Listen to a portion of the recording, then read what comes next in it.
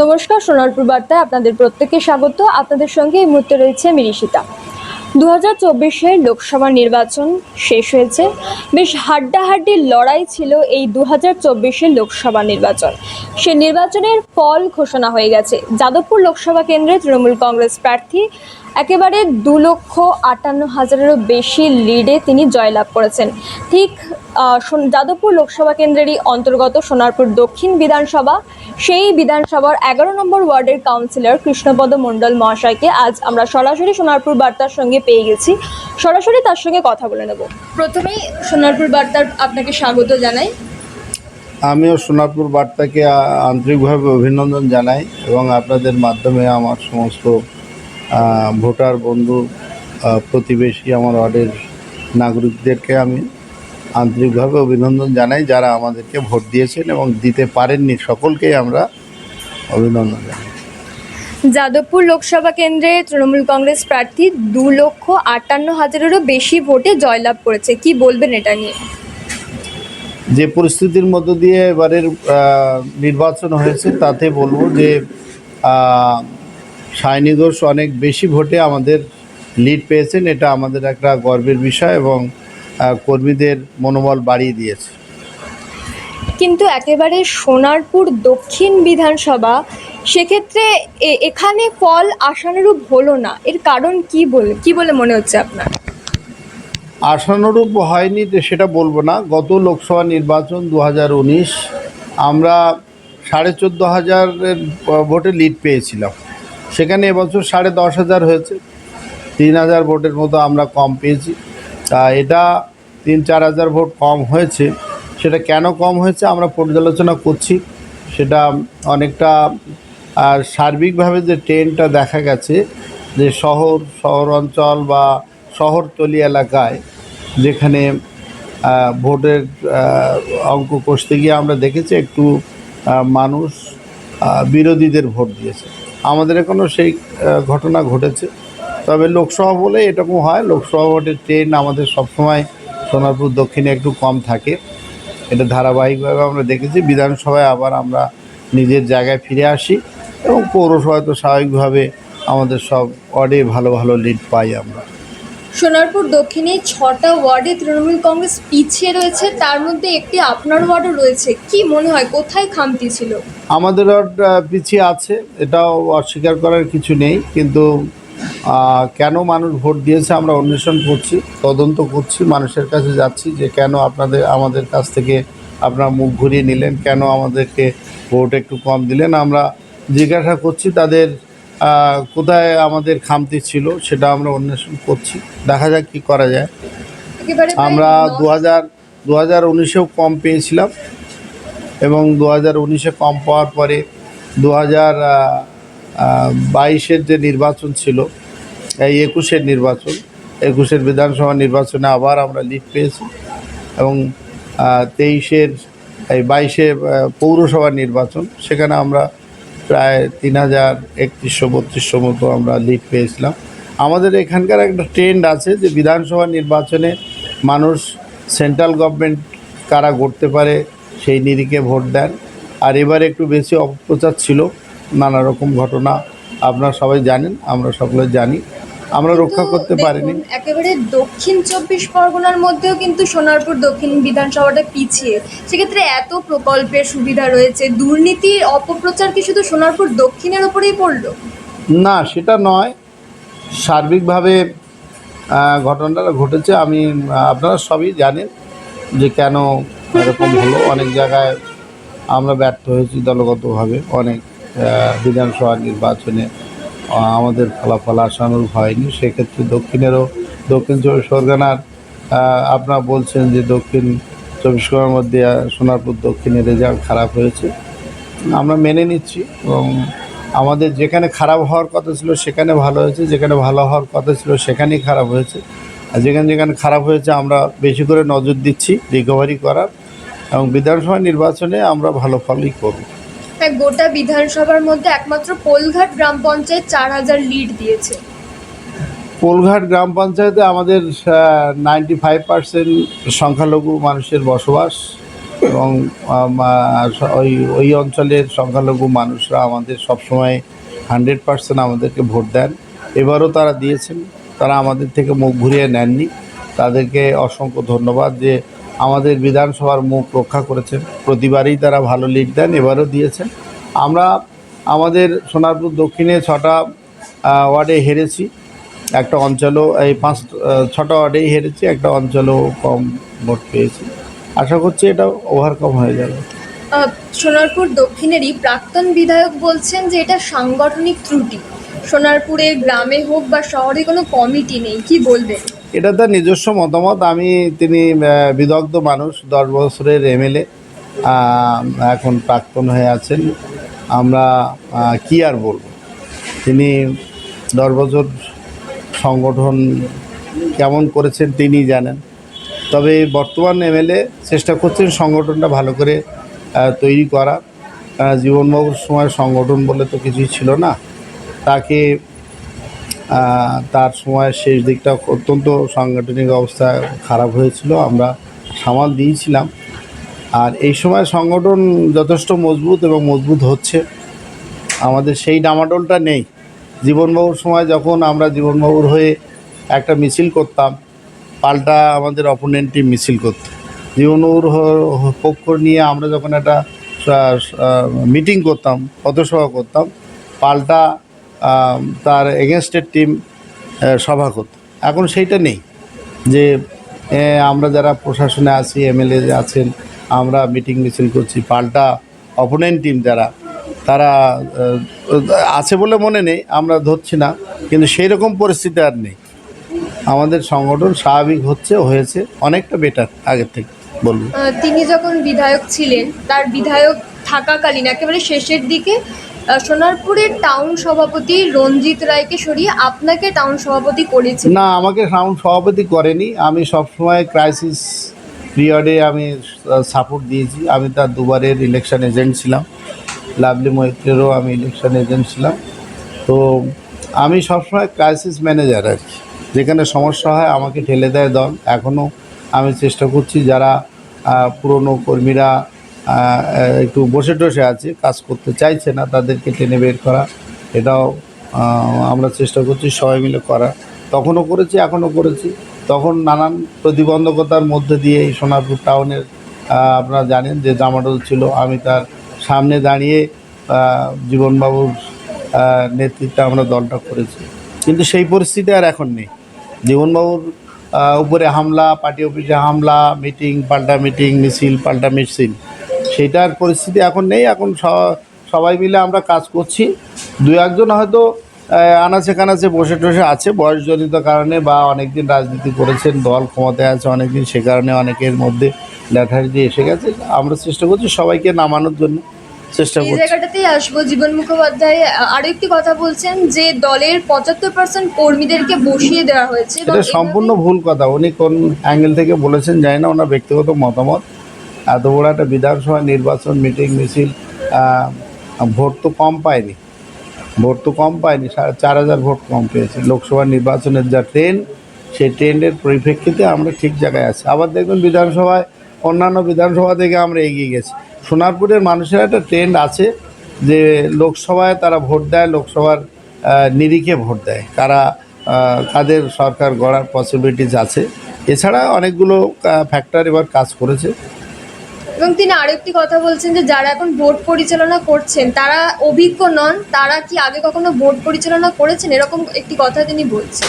এটা সম্পূর্ণ ভুল কথা, তার নিজস্ব ব্যক্তিগত মতামত এটা। তিনি ভোট প্রক্রিয়া বা এই পলিটিক্সের মধ্যে বর্তমানে নেই বলতে গেলেই চলে। উনি আসেন না, উনি টিকিট না পাওয়ার পর থেকে একবারেই বসে গেছেন। আমরা অনেকবার চেষ্টা করেছি যে আসুন, থাকুন, আমাদের পৌরসভা নির্বাচনে নামেননি।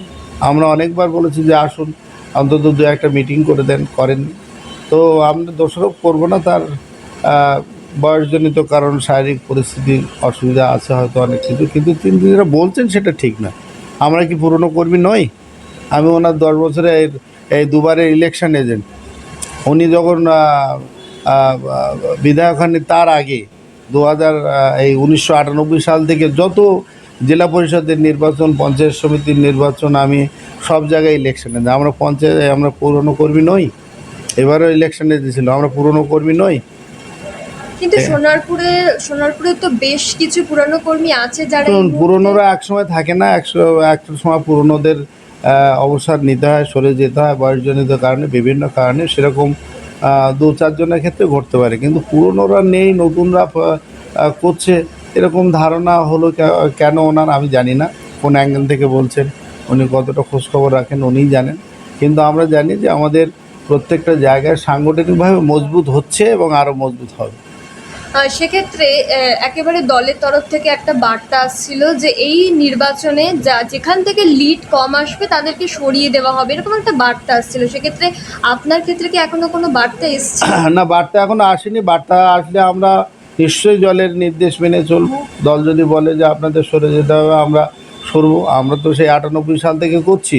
আমরাও এই 45 ডিগ্রি গরমে এত কষ্ট, সারাদিন ধরে এবারে যা কষ্ট হয়েছে কর্মীদের, আমরা যা কষ্ট করেছি, এরকম কষ্ট আমরা কোনো নির্বাচনে করি না। আমরা চেষ্টা করেছি দলকে ঠিক জায়গায় রাখার, আমরা পেরেছি, যতটা পেরেছি। 10,500 ভোট, এটা আমরা যথেষ্ট নয়, কিন্তু আমরা বলবো যে আমরা আগের জায়গায় আছি।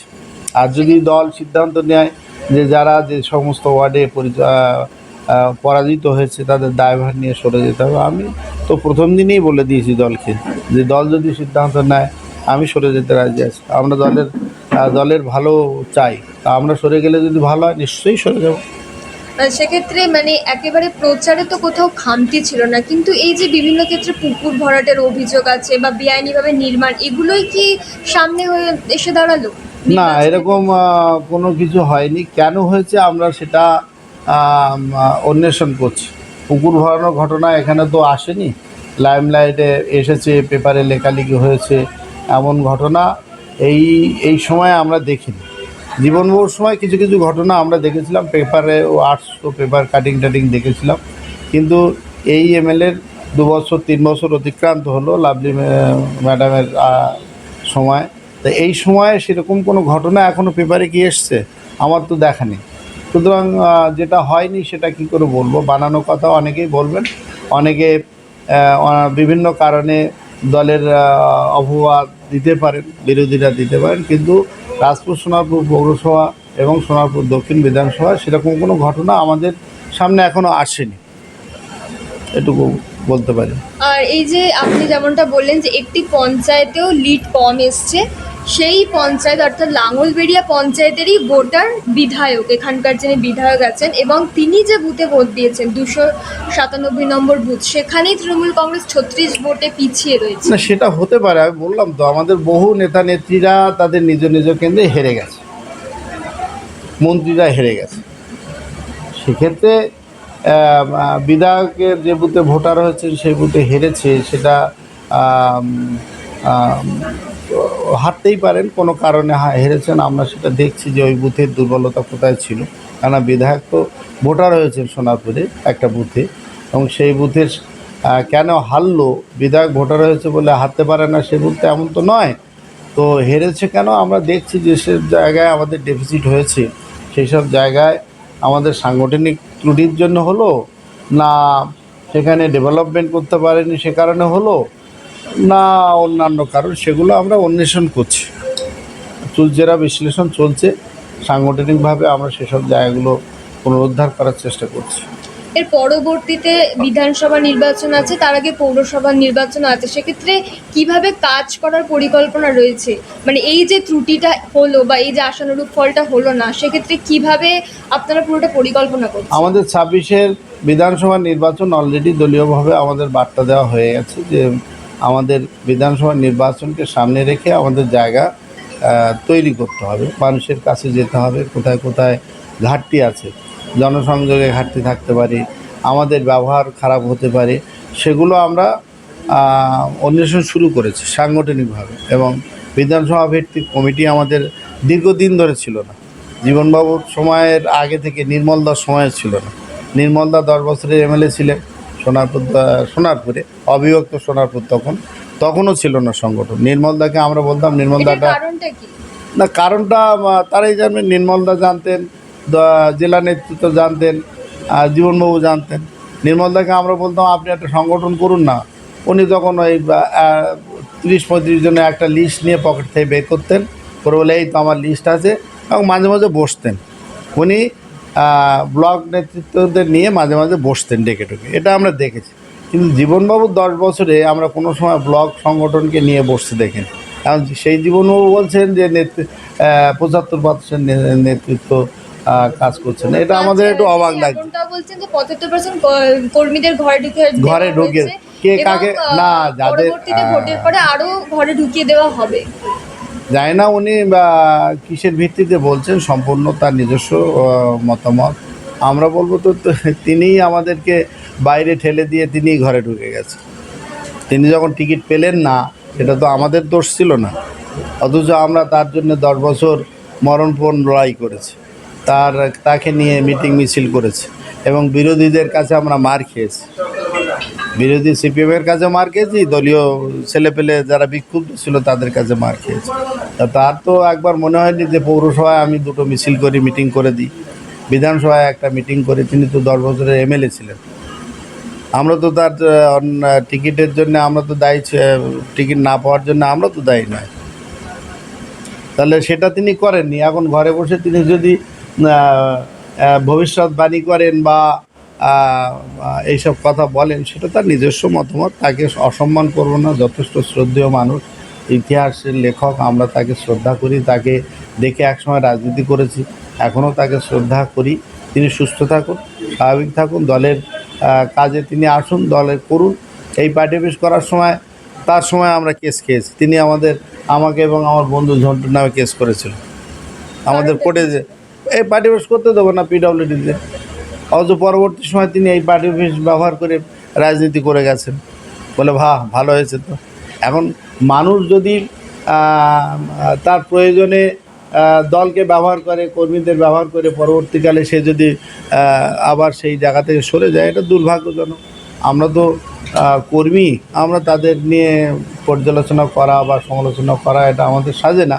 তবুও আপনি বলছেন বলে আমি জানি না, তিনি বলে একটা পেপার কাটিং দেখছিলাম, এসব কথা নাকি তিনি বলেছেন। সত্যি মিথ্যা তো জানি না, তবে যদি সত্যি হয়ে থাকে তার পরিপ্রেক্ষিতে আমি কথাগুলো বললাম। যদি সত্যি না হয়ে থাকে তাহলে আমার কথাটা আমি উইথড্র করে নেব, যে বাড়তি বললাম। একেবারে আপনি যেমনটা বলছেন যে ওনাদের সময় সংগঠন ছিল না, তো বর্তমান বিধায়ক না, ছিল না, এটা সেই অর্থে ছিল না, ব্লক নেতৃত্ব বলে কিছুই ছিল না। তার সময় সোনারপুর 2 নম্বর অঞ্চল আমার পাশে, আমরা সুখে দুঃখে তাদের সঙ্গে সবসময় থাকি। গতবার বিধানসভা নির্বাচনে আমি দায়িত্ব ছিলাম সোনারপুর 2-তে। সোনারপুর 2-এ কোনো সাংগঠনিক সভাপতি নেই। সোনারপুর টাউনে যেমন ছিল না, রঞ্জিত রায় ছিল, তাকে সরিয়ে দিয়ে আমাকে কাজ করতে বলেছিলেন। তারপরে তিনি এটা ফাইনালি করতেও পারেননি, সাংগঠনিক সভাপতি নির্বাচন করতে পারেননি, সোনারপুর 2-তেও করতে পারেননি। সোনারপুর ব্লকে ওনাকে বলুন যে সোনারপুর ব্লকে উনি ব্লক কমিটি করেছিলেন, তার লিস্টটা দিতে বলুন। সেই কমিটির প্রেসিডেন্টকে, সেক্রেটারিকে, ভাইস প্রেসিডেন্টকে, ট্রেজারারকে, আর কজন মেম্বার ওনাকে বলুন, দিতে পারবেন কি? এই যে টাউন সভাপতি রঞ্জিত রায়কে সরিয়ে দেওয়া হলো, তারপরে আপনাকে প্রস্তাব না, টাউন সভাপতি রঞ্জিত রায়কে তখন উনি বলেছিলেন, আমি ওকে সরিয়ে দিলাম। এখন একজন বিধায়ক, একজন সভাপতি টাউনের সভাপতিকে সরিয়ে দিতে পারেন কি করতে পারেন, সেটা উনি করেছিলেন। আমরা তখন ওনার হয়ে কাজ করেছিলাম। এখন সত্যি সত্যি তো সেটা জেলা মানেননি, কিন্তু না, তারপর থেকে নেই। আমরা করি, আমরা সিনিয়র নেতৃত্ব যারা আছে আমরা সবাই মিলে কাজটা উতরে দিই। আমি নিজে রঞ্জিত রায়কে বহুবার বলেছি যে তুমি কাগজে কলমে এখন সভাপতি, তুমি কেন বসে গেছো আমরা জানি না, তুমি কাজ করো, কাজ না করে খাতা কলমের সভাপতি থেকে তো লাভ নেই। আমি বহুবার বলেছি, রঞ্জিত আমার খুব বুঝুন ফ্রেন্ড, একসঙ্গে রাজনীতি করেছি, ও আমার থেকে অনেক সিনিয়র পলিটিক্সে, এখনও কথা হয়। সেক্ষেত্রে পরবর্তীতে এই যে যাদবপুর থেকে তো যথেষ্ট ভোটে লিড দিয়েছে, তো আপনাদের কতটা দায়িত্ব বেড়ে গেল এর পরবর্তীকালে? না, মানুষের প্রতি আমাদের দায়িত্ব তো বেড়েই গেল, যে সায়নী ঘোষ এই পরিস্থিতিতে 2,65,000 ভোটে লিড দিয়েছেন, এখান থেকে জিতেছেন। জনগণের প্রতি আমাদের দায়বদ্ধতা বেড়ে গেল। আর যারা ভোট দেননি তাদেরকে বলবো যে আপনারা যে কারণেই হোক হয়তো আমাদের দিক দিয়ে মুখ ঘুরিয়ে নিয়েছেন, আমাদের প্রতি আপনার আবার ফিরে আসুন। কেননা এতগুলো সামাজিক প্রকল্প আমরা কাজ করেছি, সেখানে মানুষের কোনো ক্ষোভ বিক্ষোভ নেই, রাস্তাঘাটও যথেষ্ট হয়েছে। সিপিএমের 15 বছরের তুলনায় অন্তত 100 গুণ কাজ আমরা বেশি করেছি। বাড়ি বাড়ি জলের পরিকল্পনা সম্পূর্ণ হতে যাচ্ছে আগামী গ্রীষ্মের আগে, এই গ্রীষ্ম বাদ দিয়ে আগামী গ্রীষ্মের আগে সেটা সম্পূর্ণ হবে। প্রচুর রাস্তাঘাট, ড্রেনেজ ব্যবস্থা আমরা করেছি, কিছুই ছিল না তো সিপিএমের হাত থেকে যখন আমরা নিলাম, নির্বাচিত হয়ে আমরা এখানে ক্ষমতায় এলাম, কিছুই ছিল না। এখন আমরা সব জায়গায় রাস্তাঘাট করছি, ড্রেন করেছি, প্রায় 80% ড্রেন হয়ে গেছে, 80% জায়গায় রাস্তাঘাট হয়ে গেছে। আচ্ছা, এই যে প্রকল্প, এই প্রকল্পগুলো কি আপনাদের এই যে কটা ওয়ার্ডে পরাজয় হয়েছে বা পিছিয়ে রয়েছে সেগুলো থেকে এই না, প্রকল্পের জন্য কোনো সেটা নয়, সেটা প্রকল্পজনিত কারণে বা পরিষেবা পায়নি বলে মানুষ ভোট দেয়নি এমন নয়। মানুষ কেন ভোট দেয়নি এইসব জায়গায় সেটা আমরা একটু দেখব। আমরা আমাদের কিছু কিছু মনে হয়েছে যে এটা হতে পারে, এই কারণে হতে পারে, ওই কারণে হতে পারে, সেটা আমরা অন্বেষণ করছি, সেটা প্রকাশ্যে বলার মতো নয়। তবে আমাদের একটা ট্রেন্ড আছে, বিশেষ করে 11 নম্বর ওয়ার্ডে আমরা লোকসভাতে কম ভোট পাই, বিধানসভায় আমরা লিড পাই এবং পৌরসভায় আমরা যথেষ্ট লিড পাই, এবং আমাদের সঙ্গে মানুষের খুব ভালো সম্পর্ক আছে। বলবো না যে বৈরী সম্পর্ক আছে। মানুষ আমাদের বিরুদ্ধে অভিযোগও করেননি, পুকুর ভরাট এটা ওটা না, বিভিন্ন বিষয়ে করেননি। সে কারণে বুঝতে পারছি না যে কেন হলো। ভোট দিতে গেছে, আমাদের স্লিপ নিয়ে গেছে 100% মানুষ বলতে গেলে, কিন্তু সেই মানুষগুলো দিতে গিয়ে সেখানে পদ্ম ফুলে দিল কেন, সেটা আমরা দেখছি। বাড়ি বাড়ি যাবো, তাদের কোথায় ঘাটতি হয়েছে সেটা জেনে দেখি। অসংখ্য ধন্যবাদ স্যার। একেবারেই আমরা কথা বলে নিলাম 11 নম্বর ওয়ার্ডের কাউন্সিলর কৃষ্ণপদ মণ্ডল মহাশয়ের সঙ্গে। তিনি যেমনটা বললেন যে কারণে পরাজয় হয়েছে সেই সমস্ত দিক তারা খতিয়ে দেখছেন এবং পরবর্তীতে তাদের দায়িত্ব আরও অনেকটা বেড়ে গেল মানুষের প্রতি, তারা আরও কাজ করবেন সংগঠনকে মজবুত করে তোলার জন্য এবং একেবারে চুলচেরা বিশ্লেষণ করছেন কি খামতি ছিল, কেন মানুষ ভোট দিল না, সেই সমস্ত দিক তারা খতিয়ে দেখছেন। ক্যামেরায় গৌরবের সঙ্গে ঋষিতার রিপোর্ট, সোনারপুর বার্তা।